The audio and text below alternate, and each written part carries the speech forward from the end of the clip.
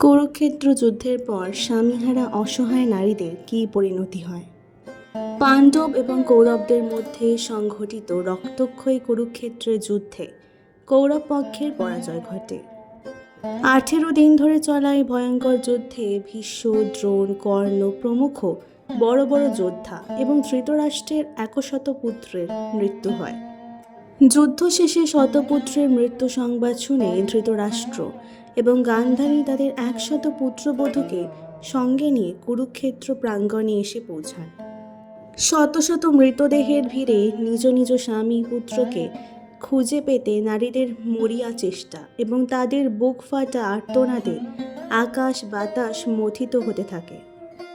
রাজকন্যা রাজবধূ যে সমস্ত নারীরা কখনো জনসমক্ষে বের হননি, তাদেরকে আলুথালু বেশে সাজসজ্জাহীন হয়ে কাঁদতে কাঁদতে সেই অভিশপ্ত রণস্থলীতে হাহাকার করতে দেখে যুধিষ্ঠিরের হৃদয় বিদীর্ণ হয়ে যায়।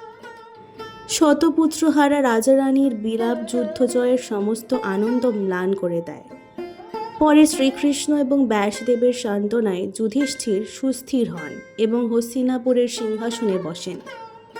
ধার্মিক যুধিষ্ঠির রাজা হলে ধৃতরাষ্ট্র, গান্ধারী সহ কুরুবংশের সকল বিধবা পুত্রবধূগণ যুধিষ্ঠিরের আশ্রয়ে নিরাপদে ও সসম্মানের রাজপ্রাসাদে বাস করতে থাকেন। এর কিছু বছর পর ধৃতরাষ্ট্র, গান্ধারী, সঞ্জয়, বিদুর ও কুন্তী শেষ বয়সে অরণ্যে সন্ন্যাস আশ্রম পালন করতে চলে যান। এরপর মহারাজ যুধিষ্ঠির একদিন সমস্ত পরিবার সহ অরণ্যে তাদের সঙ্গে দেখা করতে যান। সেদিনই যুধিষ্ঠিরের উপস্থিতিতে বিদুরের মৃত্যু হয়। তখন পঞ্চপাণ্ডব সহ সকলে শোকে মুহ্যমান হয়ে পড়লে ব্যাসদেব আসেন তাদেরকে সান্ত্বনা দিতে। সকলকে সান্ত্বনা দিয়ে এবং ধর্মকথা শুনিয়ে বিদায় নেওয়ার আগে ব্যাসদেব সকলের উদ্দেশ্যে বলেন, ইচ্ছে মতো বর চেয়ে নিতে।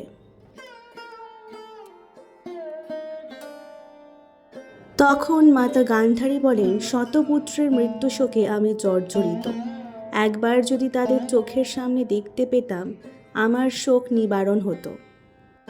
ধৃতরাষ্ট্র কুরুক্ষেত্রের যুদ্ধে নিহত তার পুত্রদের দেখার ইচ্ছা প্রকাশ করেন।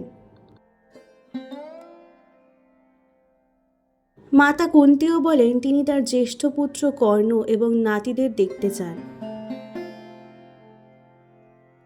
দ্রৌপদী, সুভদ্রা ও তাদের পুত্রদের দেখার কাতর অনুরোধ করেন ব্যাসদেবের কাছে। উত্তরা, দুঃশলা সহ ধৃতরাষ্ট্রের সমস্ত বিধবা পুত্রবধূগণ তাদের নিজের নিজের স্বামীকে দেখার কাতর প্রার্থনা জানান।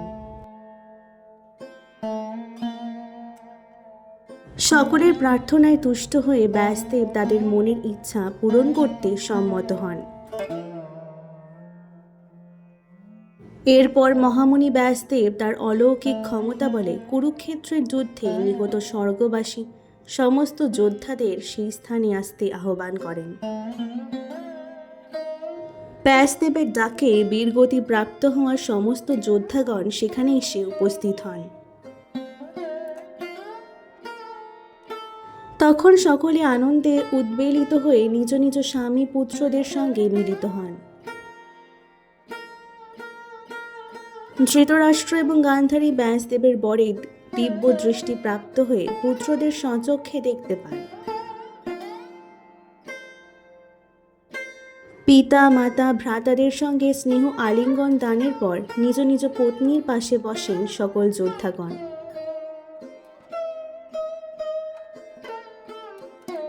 দুর্যোধনের পাশে বসেন তার স্ত্রী ভানুমতি। উত্তরা অভিমন্যুর কাছে বসেন পুত্র পরীক্ষিতকে সঙ্গে নিয়ে। সুখ দুঃখের কথা বলতে থাকেন তারা। স্ত্রীরা নিজ নিজ স্বামীকে কাছে পেয়ে সব দুঃখ ভুলে যান। এভাবে মহানন্দে সেই রাত কেটে গিয়ে প্রভাতকাল উপস্থিত হলে স্বর্গবাসীগণের ফেরার সময় এসে যায়। তখন পত্নীগণ তাদের স্বামীদের পা জড়িয়ে ধরেন। কেউই নিজের স্বামীকে যেতে দিতে চান না।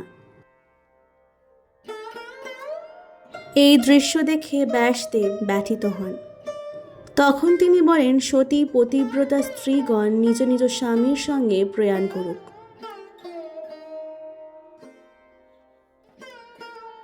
তখন ধৃতরাষ্ট্রের সমস্ত বিধবা পুত্রবধূগণ শ্বশুর শাশুড়িকে বিদায় জানিয়ে নিজ নিজ স্বামীর সঙ্গে স্বর্গলোকে চলে যান।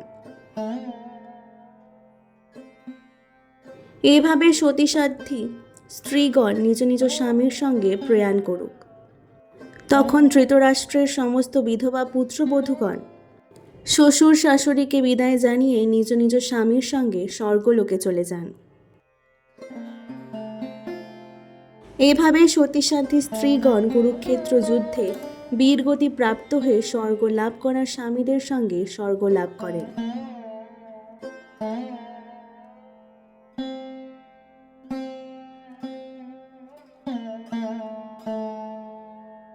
তথ্যসূত্র কাশিদাসী মহাভারত আশ্রমিক পর্ব। ভিডিওটি ভালো লাগলে অবশ্যই পুরাণের পাতাকে সাবস্ক্রাইব করে দেওয়ার অনুরোধ রইল। অনেক অনেক ধন্যবাদ।